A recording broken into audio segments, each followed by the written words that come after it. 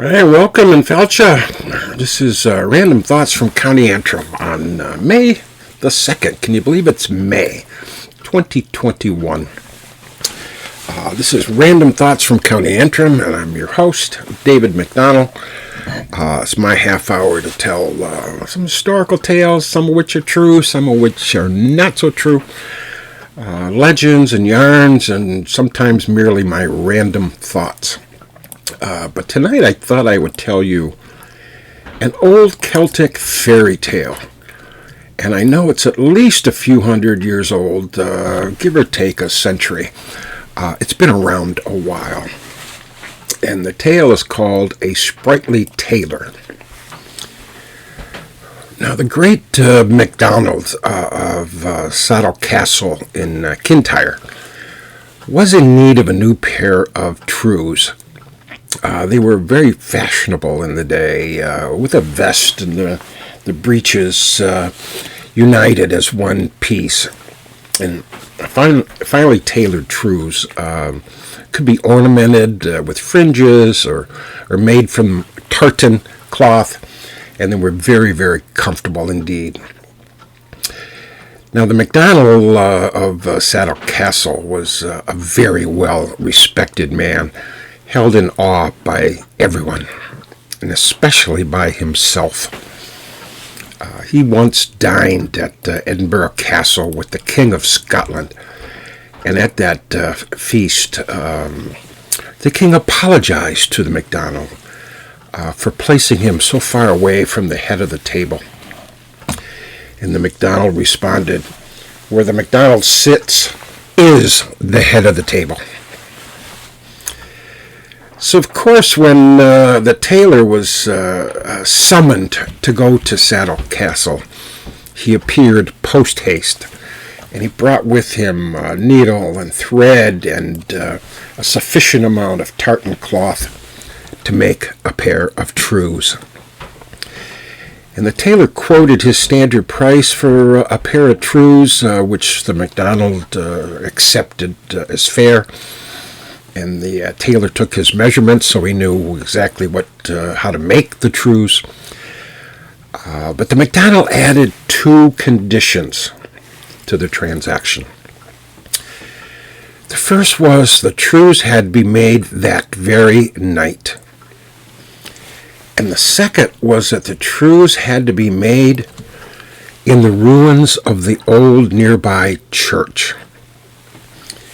And the McDonnell added that if both conditions were met, trews made that night in the ruins of the old church, he would pay the tailor twice the standard rate. Now, everyone knew, or certainly believed, that the ruins of the old church were haunted. Fearsome things could be seen there at night. And why the McDonnell added these conditions, no one really knows. Perhaps he placed a wager with someone else that the tailor could not complete the task. Or perhaps he simply wanted to see if the tailor could survive the ordeal, because as far as he knew, no one had ever spent the night in the ruins of the old church and lived to tell the tale. But whatever reason, the McDonnell dared the tailor to make the trews that night in the ruins of the old church. Now, the tailor was well aware of these stories. He too knew that the church was haunted. But he took the challenge because he was eager to earn twice his ordinary wage for a single pair of trews.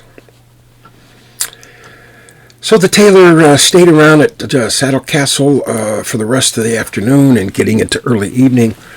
And when night came, the sprightly tailor headed for the church ruins. He went down the glen about a half a mile, roaming through the glen until he came to the old church, or at least what was once an old church, because there were but two walls still standing. The other two walls, as well as the roof and the floor, had long since disappeared. Now, the old church was once surrounded by a graveyard. But in fact, that day, there were graves in what used to be inside the church. Indeed, with most of the church building gone, it was difficult to tell what was inside and what was outside of the church. So the tailor went to work on the trews straight away. He chose a nice gravestone for his seat, and he lit a candle, and he put on his thimble, and he plied his needle quite nimbly, thinking about the nice wages he was going to receive from the McDonnell. Now, for some time, the tailor got along pretty well. He was stitching together the tartan with nice, neat, close stitches. And this is especially important in making a garment for a great man, since close stitching just made the trews more durable and stronger. Now, after he had done that for some time, he suddenly heard or felt the ground tremble and quake. And he looked around, but he kept his fingers moving along on the stitching. He saw the appearance of a human head rising out of the ground. And when the head had completely above the surface of the ground, there came a great loud voice. And the loud voice said, "Do you see this great head of mine?" And the tailor responded, "I see that, but also this." And the tailor continued stitching the trews. Now the head rose higher out of the ground until the neck appeared. And as it grew completely out of the ground, neck and head, the loud voice appeared again. And it said, "Do you see this great neck of mine?" And the tailor said, "I see that, but also this." And the tailor just kept sewing away. But as he did so, the stitching became a little bit further apart, a little longer between stitches, because he sensed he better hurry up and finish the task. Now the head and the neck rose higher and higher out of the ground until suddenly you could see his shoulders and chest of this creature. And the figure kept rising until it said, "Do you see this great chest of mine?" And the tailor said, "I see that, but also this." And he kept sewing away as fast as he could now, with the stitches becoming longer and longer, further and further apart. Now this figure continued to come out of the ground until not only his chest, but his shoulders were completely out, and his arms were totally out of the ground. And the tailor heard another voice, heard the voice yet again, and it said, "Do you see these great arms of mine?" And the tailor said, "I see that, but also this." And the tailor just kept sewing and sewing and sewing, faster still, for he sensed he had very little time to lose. And the stitches became longer and longer, further and further apart, as he saw the figure gradually coming out of the ground even further. And the figure then pulled a leg out of the ground. So now his whole body, down to his waist, plus one leg, was on the ground, out of the ground. And he stamped that one leg. And it roared, "Do you see this great leg of mine?" And the tailor said, "I see that, but also this." And he kept sewing and sewing and sewing. And his fingers were flying along with the trews, putting together all of the material. And he was coming near the end of the trews when the creature took up his last leg. But before the creature could come out of the ground, the tailor had finished his tasks. The truths were complete. So the tailor blew out the candle. He jumped off the gravestone. He ran out of the church carrying his newly tailored truths. Now the creature gave out a large roar, stamped both feet on the ground, and out of the church he ran after the sprightly tailor. The tailor ran down up the glen, faster than the river flows in a flood. And the tailor had a head start, and he had sprightly pair of legs, and he did not wish to lose his reward from the McDonnell. So he held the truths close, and he didn't let the darkness slow him down either.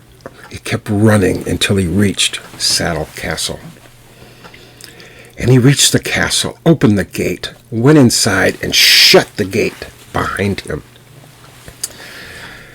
Now the creature reached the gate just after the tailor, and he let out a furious roar, and he struck the wall above the gate, and it left a mark of fingers on top, just above the gate. And you can see those marks of the fingers above the gate at Saddle Castle to this very day. So the sprightly tailor went inside the castle, delivered the truths to the McDonnell, and the McDonnell paid the tailor quite handsomely for completing the truths that night at the ruins of the church. And oddly, the McDonnell never did discover that many of the stitches on his new pair of truths were somewhat long. Now that's the story of the Sprightly Tailor.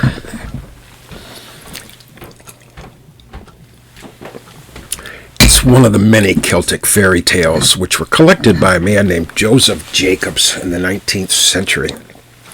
Jacobs was an Australian who studied, actually, when he grew further on. He studied and later taught in England and elsewhere in Europe.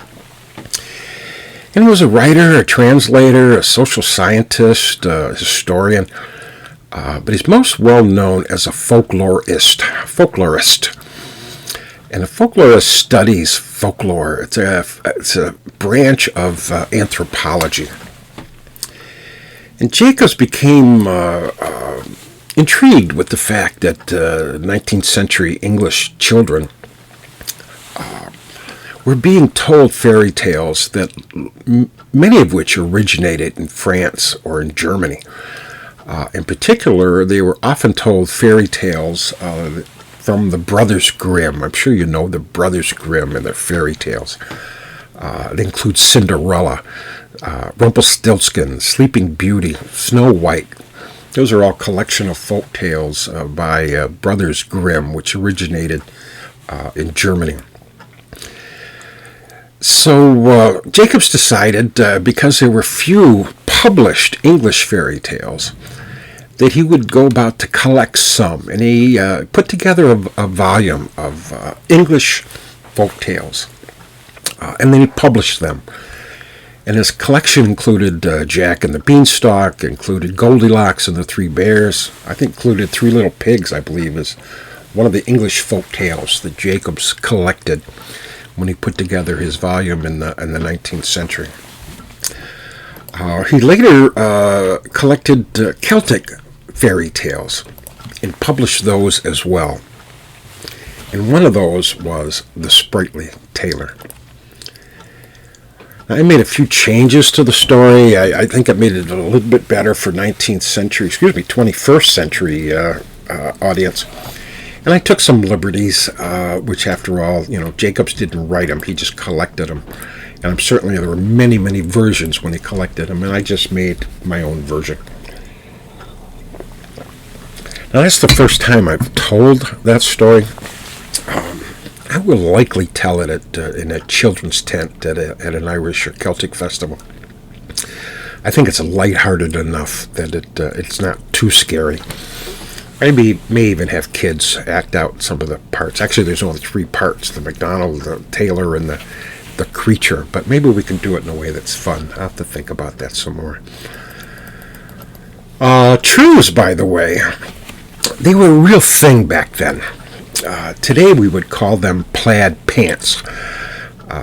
They were sometimes tight-fitting, sometimes quite blousy, but made out of the clan tartan, or any tartan as material.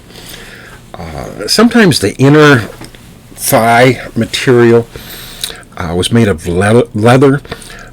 They made the trews just more durable and more comfortable for people who ride horses. And they were sometimes sewed together with the vest, so it became a one-piece top and bottom. Those are trews. Now, if you may have guessed, the word trews is the source of the more modern word trousers. And I say trousers is a more modern word, although I have not heard anyone refer to pants as trousers in quite some time. And maybe that's just me, or maybe that's just the corner of the English-speaking world that I live in. I just don't hear people talk about trousers much anymore. Where I used to as a kid, I think my dad used to call them trousers. Put on your trousers. Put on your good trousers, he used to say. So now, while we're on the subject of coverings for the lower half of the body, I thought I should say a few words about the kilts. The wearing of kilts was one of the many historical inaccuracies in the movie Braveheart, because Scots did not wear kilts then. They didn't wear kilts until sometime in the 16th century. Now, when the 16th century came along, the Scottish men loved to wear kilts because they could move freely, as you can imagine. And with a tight weave of the wool, a kilt could actually offer some protection, much like armor. And also the tight knit protected the lower part of the body from damp weather, helped keep it dry. And it was wrapped around more than once, so there was a lot of material there. And at night, you could take off your kilt and use it as a blanket to keep warm. And it was used quite often for that purpose. Now, we talked, I don't know if it was last week or the week before, we mentioned the Jacobite rebellion of 1745. And a large number of the Jacobites were Scottish Highlanders who wore kilts. And after the war and after the defeat of the Jacobites, Britain's King George II imposed what was called or referred to as the Dress Act. And that act suppressed many elements of Scottish culture. And one of the things it did was outlawed the wearing of kilts. Now, the only exception was for soldiers in a Highland regiment of the British Army. Soldiers in the Highland regiments could wear kilts, but other Scots could not.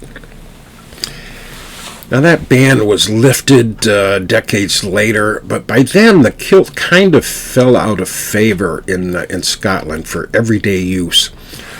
And it became more limited as a form of formal attire. You'd wear your kilt to a wedding or a funeral, or if you were stepping out. Now, Highland Regiment soldiers continue to wear kilts in battle well into the 18th and 19th century, including a few battles in the early parts of the First World War. And it was in those World War I battles that the British Army realized that kilts were not practical as attire in the 20th century combat. And so they banned the wearing of kilts in combat. Now, you will see, if you look at some drawings and illustrations that from earlier eras that predate the kilts, You will see a drawing or two or many of a man wearing what looks like a kilt. But it's not. It's more likely Elena. Elena, spelled Leine with an accent over the first E, was a very common attire for men in the early days of and through much of the Celtic era. For a millennium or more, and obviously over that period of time, there's many, many forms of Lena, but there was probably two most common. And one of those was looked like a tunic. It was much like what we would call today a tunic, which was a shirt, had place for the two arms to come out, but then would go down beyond the waist. It would go all the way down to the knees.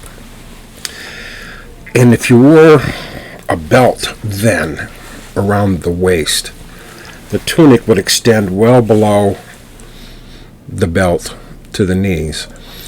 And if the legs were bare, which they often were to the Celtic men, it then began to look like a skirt or a kilt. So if you see an illustration of 13th, 12th century, 15th century, whatever, which looks like a man wearing a kilt, he's probably wearing a Lena.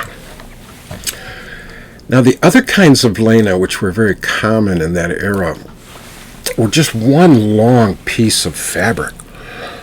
And you'd wear it, you'd drape it over your shoulder, and then you bring it down and drape it underneath your groin area around the other shoulder, and then wrap it around your waist. You might wrap it around both legs, and then tie it around the waist. So you'd have one long piece of fabric wrapped all around your body, keeping your legs free but protecting your private parts and covering most of your upper torso, and then tie it somewhere to fasten it. And then you put on a belt right along the waist. And what often you can see is the excess fabric will then kind of hang below the belt, be draped kind of below the belt. And because of that, when you see illustrations of men wearing a Lena, you'll often see the excess fabric below the belt going down close to their knees. So again, when you look at that, particularly from the front view, it would look like he's wearing a kilt. But it's actually he is wearing a Lena. So in a few more minutes, so let me just ask you this, because I get asked this a lot. It says, did the Irish wear kilts? I get asked that all the time. And the answer is no in ancient times, but yes in modern times. What happened is in the 19th century, step by step, Ireland just became more anglicized. English began to replace Irish as the dominant language, and people anglicized their names. They dropped the O or dropped the Mick in their names, and they changed their spelling so it looked more English. And it's ironic because for centuries the English tried to suppress Irish culture, and the Irish almost suppressed it themselves in the latter half of the 19th century. But there were competing efforts to combat that trend. An example of that is the Gaelic League, which was founded in the late 19th century to promote the Irish language. And the Gaelic Athletic Association, about the same time, was organized, which still exists today. And that was organized to promote traditional Irish pastimes, particularly hurling and Gaelic football. And it was about this time that many Irish began to wear kilts. And it was an expression by these Irish in the late 19th century, early 20th century. It was an expression of Celtic identity and Irish nationalism. Wearing a kilt, playing Irish football, speaking the Irish language were all political statements by many, many Irish in that era. So the Irish wearing of a kilt is, well, it's a, what, how many years? A 400-year tradition in Scotland. It's only about a 100-year tradition in Ireland.